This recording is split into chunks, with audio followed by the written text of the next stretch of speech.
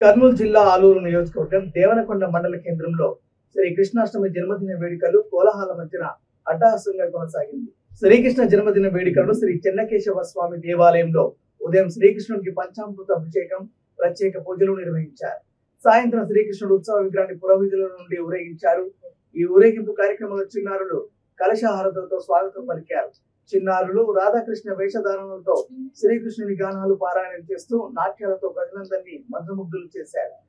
కొట్టే కార్యక్రమంలో చిన్నారులు, మహిళలు, యువకులు ఉల్లాసంతో ఉత్సాహంతో రంగులు పోసుకుంటూ పుట్టిని పగలగొట్టారు. ఈ కార్యక్రమంలో చిన్నారులు, గ్రామ ప్రజలు అత్యధిక సంఖ్యలో పాల్గొన్నారు.